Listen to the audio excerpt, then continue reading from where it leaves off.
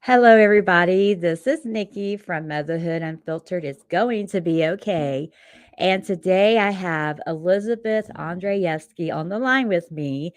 And she is a Jesus help me. She is a stress coach for Christian moms, a podcast host, a mom of four, a wife, and a believer. And she's here to help you reduce mental stress and overwhelm so you can respond with patience and calm. I'm so excited to get to talk to her today. But before I bring her on, I just want to remind everybody to, if you're watching on YouTube, to comment, like, and subscribe. If you've already done that, you're awesome. And just share it with someone that you care about. Also, if you're listening on the podcast, please go to Spotify or Apple iTunes to rate and review the podcast. That just lets me know how well I'm doing, and it would be greatly appreciated. So, without further ado, here is Elizabeth. Hi, Elizabeth. Hi, Nikki. So nice to be here. Thank you for coming on today. And I just love talking to mothers with younger children of today to hear, kind of like the heartbeat of what they're going through. And some of it's the same as what I went through when my kids were younger. But some of it is a little different because of today's culture and how we're living and, things from the outside world. So, if you could tell us about a little about your background and then, how you're brave enough to have 4 kiddos, and Mm-hmm. I always wanted a whole slew of kids, and then after my 3rd one, I was like, "I'm tired. I can't I can't do this." Yes, thank you so much for having me here. So, I'm Elizabeth. I am a stress coach for Christian moms, and I help overwhelmed moms reduce mental stress so they can respond with patience and calm. I believe that oftentimes moms overreact and experience even mom rage because they're internally struggling. Sometimes they have unmet needs. Sometimes they're overstimulated, overwhelmed because Mhm. they have too much on their plate and they need more Yeah. support. And so my journey began years ago when my third boy, so I have 3 boys and a girl, so full house. My oldest is 11. We have lots of energy, lots of noise with my boys. And when my third son was 2 years old, I was struggling parenting him. And Yeah. a friend of mine recommended for me to go to counseling. And I kind of resisted for a little bit because I felt like I kind of have this parenting thing figured out because my older Mhm. two, I seem to be doing well, but my third one seemed like he would never listen and he Mhm. would be curious George on steroids. He would just get into everything. I was constantly on guard. He would climb the counter, get to the knives. He would like open locks Yes. that I had on his door for him not to get out of the room. He would like make a stick out of Legos and he would like reach the lock and open it. It was crazy. He would like flip the rocking chair upside down, climb Oh and my on it and still gosh. open the lock. It was like he was one of those kids that a really good problem solver. He's an That amazing problem solver. that hasn't changed because I had one like that. Mhm. Yes, and so I felt like all day long I was just putting out fires with him, like constantly. I Yeah. could never just like have him sit and play next to me. And I think I just felt really out of control and it would Yeah. cause me to be triggered a lot. It would cause a lot of frustration and it would come Mhm. out even in a mom rage. And for me Mhm. specifically, I was raised in a background where spanking was a thing and Mhm. that's how I was raising my kids because I didn't Yeah. know it was a different way to do it. And when I would Right. get frustrated, sometimes I would like scream, but for me, it was more like hissing and just like physical force where I would like squeeze his arm or like Yeah, or just try pinching to or yeah. pinching. Yes, because I needed him to listen to me. And I felt so out of control as a parent. Right, And right. I went to counseling and I was with the goal of trying to get my kid to listen and control my child. And what happened is that they were instead I received the counseling to learn how to parent differently. And Oh, okay. I was introduced to respectful parenting. Maybe Uh-huh. you've heard of it. Like it's like a whole thing going around. I feel like some people, I mean, go way deep onto it. Like it depends. Like, but it's more based on having a connection with your child. And Yeah. when you are connected with your child and you're in good terms with them, when they feel Mhm. seen, heard, understood, when their needs are met, emotional Mhm. needs and physical needs, they are a lot more likely to cooperate. And when they're Mm. not cooperating, like instead of just punishing them for it, you try to figure Mhm. out kind of like, well, I mean, they teach you empathy and emotional regulation, but Yeah. like what is underneath that Yeah. resistance? Like, just like you, when you are, if I tell you, go clean the garage right now, and you're like, I don't want to, I'm like, well, go do it because I'm going to spank you. Like, and then we do Instead that of with our saying, "Why? Why don't you wanna yes, clean the yes. garage?" And the "I truth is, broke my leg, mom, that's why." yes, or you could be just so overwhelmed. You're like, I don't know Yeah. where to start. It feels like too much. It feels too hard. Yeah. And then I could be like, okay, well, either give you some guidance or be like, okay, let me help you and start with you. And then you Yeah. can, you know, so that's kind of like the parenting approach is different than the traditional parenting. And I was Yeah. really drawn towards it. I'm like, okay, this feels good to me. I like this idea of Yeah. having a connection with my child, Mhm. and I was learning these tools and strategies and counseling. And I go home and I try to implement it and I get triggered and I go back to my old ways of threatening and wanting to hurt my Mhm. child when I'm so Mhm. frustrated and angry. Yeah. And I constantly felt like I was failing. I'm like, I Yeah. know this is not what I want to do anymore, but I felt like I was out of control. Like I felt like Mhm. I was failing more than succeeding, Mhm. like not making progress in the way I really Mhm. wanted to. And as I was like learning more about myself, and I ended up buying a course on like motherhood and just self care and just feeling more empowered and taking control over your days, I Mhm. started to like structure my days a little bit differently from what I learned in that course. And I would get up in the mornings before my kids and I would have some alone time instead of jumping into the Oh. day with my kids and just Mhm. like feeling reactive and hearing them Mhm. fight or scream when somebody needs their butt wiped. Like as soon as I Mhm. open my eyes, Yeah. like I was able to get up and like an hour before them. And since my kids Uh-huh. slept through the night, it was, I didn't have an excuse. They went to bed at a Right. reasonable hour and they slept through the night. And I'm like, okay, Right. I don't have an excuse not to get up earlier. And I would use that time to just like, as a Christian, I mean, I Mhm. read the Bible, connected with God. I would journal and I would start meditating and do deep breathing as a like a Mhm. proactive thing to calm my nervous system before I even head Mhm. into the day. Instead of Mhm. waiting to deep breathe when I was triggered, I was doing it as a regular proactive thing.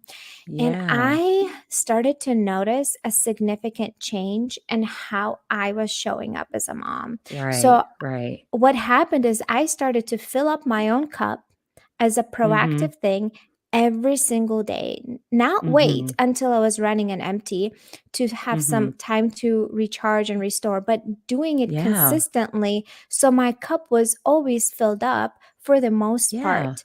And even in the afternoons, I would sometimes create like quiet time, and my son didn't nap, but like I started to create quiet Mhm. time where I had some alone time to myself and then he had some alone time, and I Mhm. just felt like I was a completely different person. I could Wow. actually remember the strategies I was learning in counseling. I would felt less triggered.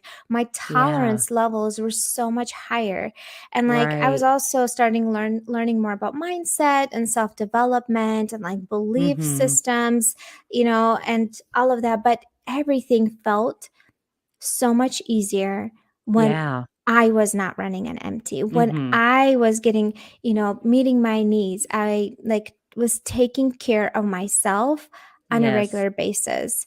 And I'm Yes. like, okay, did I just like figure something out that other moms don't know? Like, I think because so, 'cause I never figured that out, and what the important thing is, yes, you understood that you needed to focus on your son and give him what he needed. But the most important thing was focusing on what you needed. And as moms and most as adults who take care of other human beings and other responsibilities, we don't take care of ourselves first.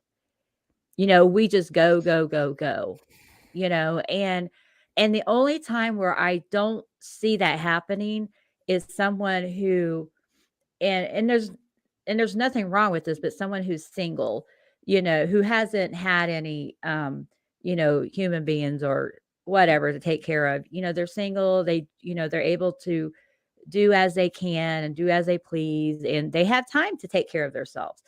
But when you are in a marriage or in a partnership, you have kids, we tend to just like take care of them first, you know. And Yeah, they and are important, but we're important too. yes, that's what I was going to say. It's not that your kids are not important and you are more Mhm. important. It's that you are important too. You Yes, yes. matter too. And if Mhm. you run yourself into the ground, Mhm. constantly prioritizing everyone else, it's Mhm. coming at an expense. It's pulling from your Mhm. mental well being. As we Mhm. know, it contributes, a lack of self care will contribute to depression and anxiety. It will Yes. pull from your emotional well being because when you're depressed and anxious, you're a lot more reactive emotionally. You experience a Right. lot more like even mom rage and frustration. Mhm. Or it's going to Mhm. eventually pull from your physical well being. You're going to suffer with headaches or tummy issues or other Yeah. problems.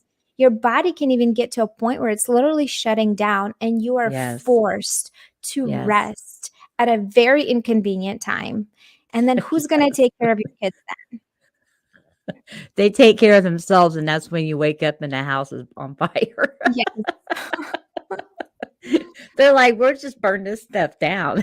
We don't Mhm. need to be here." Mhm. I mean, now that we were talking about some of the things that your son has done, my kids had done some of the same things, and, but a lot of mine involved some of my stories involved them setting stuff on fire, Mm. as they were teen. Lord help me. This is why I have all this. Gray hair. Yeah. People ask me if I color. I'm like, "Are you insane? No. I Mhm. worked hard for this color." So what are some things, so one of the things you mentioned was getting up before the house and taking time out for yourself. So and then having some afternoon time. So what if someone, a lot of the mothers work, outside the home. So what are some other things that they could do to, kind of fill up their own cup as it's being depleted throughout the day? Yeah, so typically at lunchtime, if you're working like a 9 to 5 job, you'll, get a lunchtime. Mhm. What do we normally want to do? Let's be honest. Pick up our phone and scroll. Right? Because Yeah. we just wanna escape, like, that's Uh-huh. so natural. When we're overwhelmed, when we're stressed out, we just wanna escape reality, and we just pick up our phones. Well, the Yeah. thing is with, like, social media and just the blue light, that actually increases your stress hormone. It doesn't Mm. calm your nervous system, and then you, Yeah. like, go home and you rush, rush, rush, you, like, stop by at the store, you come home and you rush into the house and you make dinner and you're hungry and the Mhm. kids are hungry and everything is just, like, overwhelming, and then you freak out, right? So and then you're like, "Oh, I'm such a bad mom because 'cause I'm yelling at my kids." So, I always kinda, like, with moms, like, "Okay, let's find pockets in your day where you can calm your nervous system and, Yes. like, restore a little bit." If mornings is not working with your schedule, okay, let's find Yeah. another pocket in the day where we can do something that will actually calm and center you instead of you, like, escaping reality. And Right. so there's a few practices, like one of them, like, well, reading is good. That's like super calming to the nervous system. Mhm. It lowers your stress response. An actual Mhm. book, not a screen. Yeah. So, yes, I'm just making that clear. Just Yeah. closing your if you can take a short nap I mean, that would be great. But like doing a short meditation, like a 5-minute meditation, just close your eyes, Uh-huh. put some headphones in, and just do a short meditation, visualizing a peaceful, calm place. Sometimes Mhm. I'll listen to like positive affirmations, like I am positive Mhm. affirmation statements. Um, Mhm.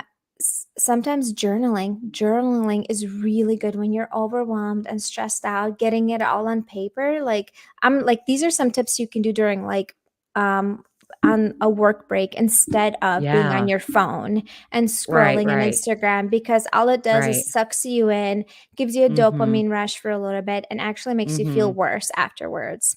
Yeah. And so, and then like another one, like when you get in the car after work, instead of just driving and jumping and rushing, if you can literally set a timer for 5 minutes, close your eyes, and just sit there in silence and take deep breaths for five Mhm. minutes. If it's nice outside, like I live in Florida right now, it's in the 70s, it's beautiful. I just sat outside, literally before I hopped on this call with you, I sat outside and I just set a 10-minute timer, and I sat on a Mhm. hammock. My baby was already napping, and I just closed my eyes. I felt the breeze. I listened to the birds, and I opened my eyes and I looked at the trees and sat there in literally silence for Yeah. 10 minutes, just Yeah. taking deep breaths and calming in my nervous system. It like Mhm. centers you, it grounds you. And when your nervous system is calmed down, you have a lot more tolerance to Mhm. handle things throughout the day when they're not going Mhm. your way. You're just triggered, because one of the reasons we're so triggered and easily overreactive is because we're Mhm. overwhelmed. We have Yeah. doing too much. We're saying Yep. yes to too many things. Yep. We're like have all this to do stuff. And like we need to choose to let some of it go, ask for Mhm. help, and Yep. simplify, so then we can have some of that white space in our day Yeah. to actually support ourselves. Yes. So, and I know that you're married. So, how Mhm. does your husband think about these different techniques that you're doing? I mean, obviously, he must think it's, better than, screaming your head off at Yeah, everybody. yes, for sure. So here's the thing. You can't control other people. And I can tell you, my Right. husband does not practice the same stuff I practice. I'll be honest with you, he'll just be on his phone scrolling, and that's his thing, like to escape Yeah. reality. That's not what I do. And I let Yeah. him do his own thing. But Yeah. if I get super overwhelmed and he's at home with the kids, I'm like, I need a break. Can you please step in with the kids? I feel really Mhm. overwhelmed. If I'm getting heated, I'm like, I need to step outside. I need to go for a walk. I need to just cool off, or just go to my room for Yeah. a little bit, lay down on the bed, lay there for a few minutes, and then Yeah. come back in so I don't explode on everyone else. Yeah. I know that some like my ex-husband, he's always was calm, and talk to the kids. I'm like, "Why are you talking to them? They're not gonna listen to you." And I'm over here ranting and raving like a banshee, and they didn't listen to me either. So, Mhm. but, I just 'cause I know that when you're with a partner, they have different techniques, you know, or different ideas on how you should handle things, and I could never grasp that concept of taking care of myself first, and that was something that he always talked to me about is you need to take care of yourself first, or you're not going to be able to take care of these kids or anybody else. I could never, because my mom never did that. My grandmas never did that. So I'm not going to do that. Why would I do that? How do I even do that if I wanted to? And so here I am older and I'm like, wow, I wish I would have learned how to do that. you know, and I just, and that's one of the reasons why I like to talk to, younger mothers with, kiddos because they're like starting to realize this is what we need to do. And I just want to make sure that there's an opportunity for everybody to be able to do that. You know, and a lot of times the kids, they're not acting out because, oh, I'm going to get on her nerves today. It's because there's something going on that we need to dig into and figure out what it is. Yeah, So is your They're son, I struggling. mean, yeah, yeah, they're struggling, and a lot of times they don't have the words to explain to us why they're struggling, you know? And so is your son, I mean, is he still a work in progress, or You has know, he figured it? yeah, he is 5.5 now. And I would say out of all three boys, he was able to emotionally regulate the best out of them because Yeah, I started to teach him these skills myself, like because he yeah, was the youngest. And uh-huh. like, of course, he's still a kid. He has, Oh, his yeah, yeah, frustrations and yeah, meltdowns, and like, sometimes he'll get angry or whatever. But I mhm, know I'm able to be with him now in mhm, those big feelings and sit mhm. alongside him when he's having a hard time instead of feeling triggered and wanting to hurt him to get him to stop. Yeah, right, So, right. and the reason is because I'm in a good place myself, because I do Yeah, things proactively every single day to support myself, to get myself into a place where I can help and support my child when mhm, he is having a hard time. And the more kids you have, like, the mhm. more energy it takes, right? Yeah. So I have 4 of them, and so it requires a lot out of you, and that's why, like, it comes back to, like, for me, how do I protect my energy? How do I not burn Uh-huh. out? I have to say no to a lot of things that are good. Yeah, Like, I have to say yeah. no to activities and volunteer Mhm, opportunities. I have to say mhm, no to things so I can protect my energy, protect my mhm, mornings, protect my days. And mhm. so then I have that energy for my kids when they come from school and they had a hard day, to be with them and not just shoo them away and be like, stop, get off, get over this. You need to be in a Mhm. good mood. Like, you're not allowed to yell, like, Yeah. so, like, and yeah, in order to be that mom for your kids, it starts with you, Mhm, right? Like, you mhm. have to do Yeah. things to support yourself. Well, I really love that, you are admitting that you've had these feelings where you just wanna, squeeze his arm or pinch him or whatever to get him to stop.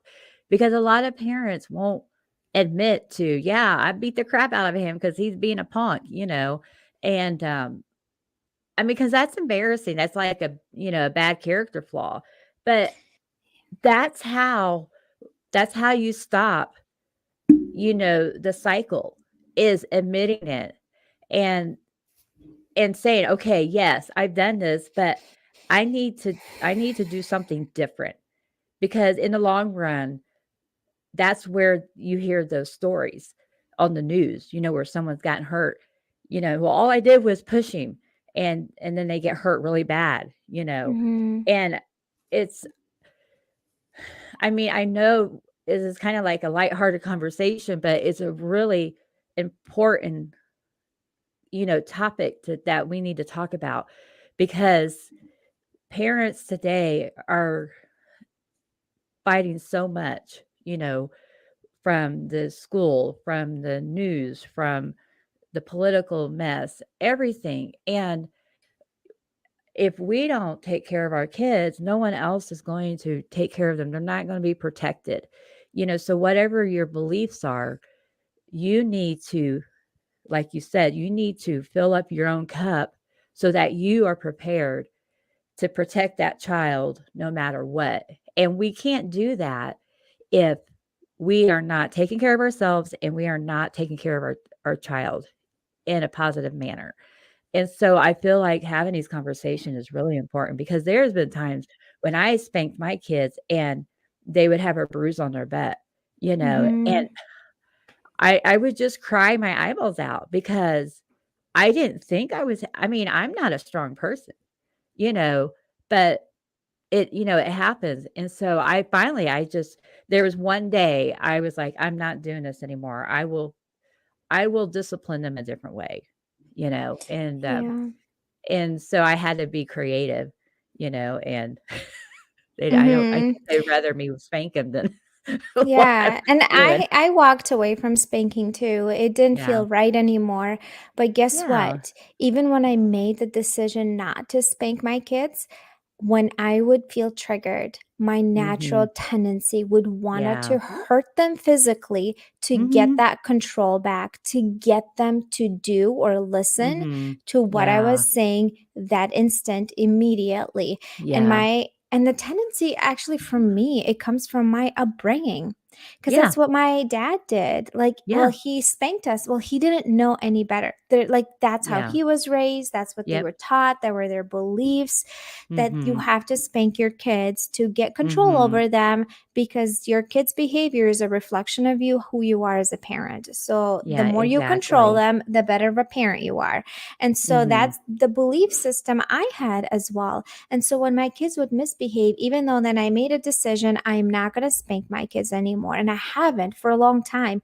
Even Mhm. to this day, when my kids are not listening to me and I'm already like overwhelmed or overstimulated or like hungrier a little bit, I get a little bit extra triggered. My tendency is to physically want to hurt them, squeeze them, Mhm. do this to their ear, to like smack them on I the back of haven't the heard that head. forever. Yes, yes. And still once in a while it would come out and I'm like, oh, and then I would have to apologize to them and be like, when I calm down, I'm like, I am so sorry I did that. That was wrong. That was hurtful. I should not have done that. I should have walked Yeah. away. I'm Oh. sorry that, I was so mad and it took over me. Yeah. And I'm not perfect at this. My goal for Right. you is for your norm not to be that. Yeah, So if for your sure. norm is to lash out in anger, and it's like, I'm not talking about just anger, I'm talking about ugly anger, like mom rage, where everybody hide because mom is having a moment, to the point where your kids are scared of you. Like, I'm talking Yeah. about that type of anger because we all get Yeah. angry. There's safe anger and there's unsafe anger. I'm talking Yes. about unsafe anger. So if Yeah. you are there, mama, there's so much shame and guilt that comes with it. I Yeah. know. I Oh, get it. yeah. And it's like you don't want anyone to know what is Yep, you're happening right. behind closed doors. You're like, oh my gosh, if only there was a camera, I don't think I would be a parent anymore, you know? And so you don't want to tell anyone because you feel so much shame and guilt with it. I know, I But know. unless you get support, you're going to keep repeating those patterns. Something Yeah. has to change. One of the Mhm. biggest reasons I was able to have that transformation in my life is that besides buying that course, I was still weekly meeting with a counselor for Yeah. over a year and a half, consistently having somebody that checks in with me, asking how am I Mhm. doing, someone I could like vent to and get guidance Yeah. from. And Yeah. so that was actually what kind of kept me going because so many of us were like listening to this. We heard a podcast, read a book. We're like, oh, I know what to do. But do you do Yeah. what you know? Do you actually Mm-mm. implement? No. And Mm-mm. if you're ready to make some changes in your life, you got to do something that Yeah. requires maybe something uncomfortable, Yeah. something that will cost you something. So then you're Right. invested in actually doing the work that needs to be done. Yeah, and that's another good point that you make is that it seems like everybody just wants this quick fix, but a change comes in taking action and practicing, and it's not going to be perfect the first time or the second time or the third time. You just have to keep doing it, and when I went through a big, uh, the worst depression I had been in a long time, a couple of years ago, I would do one thing and it felt good, but I had to keep doing that regularly and working on myself. It's like learning to play the piano. You have to practice it regularly on a day. They want you to do it daily. And if you don't, you have to do it regularly. And you're going to mess up. And then you just keep, replaying those notes until you get the memory down, till you learn it in your head. Mhm. And so you have to, if you don't have longevity, you need to figure out how to get it. And that is just keep doing it, you know, a little at a time, take those baby steps and just keep practicing those skills. until you wake up one day and it just happens naturally, you know? Yeah. Yeah, because here's the thing, like you actually need to rewire your brain Yes. to make different actions under stress. Mhm. Because when Yes. you're stressed out or triggered, the part of the brain that helps you remember logical, Mhm. positive, problem solving decisions or choices, Mhm. it gets shut off. When you're triggered, when Mhm. you're overwhelmed, when you're stressed out, when you have Mhm. like unmet needs, any sort of threat to your brain, and so that's why Mhm. you're like, "Oh, I know I should have not done that." But in the heat of the moment, Yeah. you literally forget to do what's the right thing. You literally cannot remember. And that's why Yeah. practicing consistently on a regular basis outside of heated moments, like Yes. you're like, you're gonna do next time you feel triggered and you want to hurt your kid, I will walk away. Yeah. Walk away. Walk Lock away. your Take a break. lock yourself in the bathroom. That's what I used to do. Exactly, yes, go to the bathroom, nobody's gonna question why you went to the bathroom. It's okay if they're banging on the door, the little ones, go to the bathroom, lock the door, and just sit there and take, Yeah. like, 10 deep breaths, take 20 deep Yeah. breaths. Deep breathing is super calming to the nervous system. There's a reason they tell you Mhm. take deep breaths when you're triggered, because it actually Yeah. calms your nervous system and, like, I am safe. Yeah. This is hard and I can handle this. This is what it is right now. I don't like it and I'll get through it. Those are some like Right. phrases that I tell myself on repeat when I'm like triggered. I am choosing to let this go. I am calm. I am Yeah. collected, like positive. Get the negative out verbally and then fill it with positive so then you can Exactly. actually calm your nervous system and then Wow. re-enter. This is such a great conversation. Sometimes you think you're gonna talk to somebody and you're like, "I know it's gonna be good," but then you get into it, you're like, "Wow, this is awesome." Mm. Because we just need to keep, you know we all have our own goal and what we wanna tell people, but in the end, it's almost the same message, just coming from different perspectives, and I just feel like, our mothers need the extra support, and if they're feeling like, "I don't even know what to do," they can listen to this and be like, "Oh my gosh, that's what I need to do," you know? So, Elizabeth, how can we reach out to you if we have more questions? Yeah, thank you. So, I do have a podcast. It's called Emotionally Healthy Legacy. So, you can find me there. And then I Mhm. have a website, emotionallyhealthylegacy.com. There's my contact information there. And then I Yep. have a gift for your listeners. It's emotionallyhealthylegacy.com/motherhood unfiltered. And there's a few gifts on there, a training on how to Oh, feel less triggered, and 5 ways to calm your nervous system when you're feeling super cool. overwhelmed. So you ladies can go check that out. I would be Awesome. glad to connect with you. Just, email me. I am no longer on social media, so but you can connect with me via email and I would love to That's like true, I hear tried to with find you. her, she was nowhere. Well, that's awesome. I'll make sure I put those links in the show notes, and thank you for, having some, free things out there for us to go out and snag, and hopefully we can connect again in the future and check in, make sure that you and the kiddos are all still alive and kicking and practicing this positive reinforcements. I'm Mhm. sure you will be. But I just love talking to you. I'm so glad we were able to connect. It's been a wonderful conversation.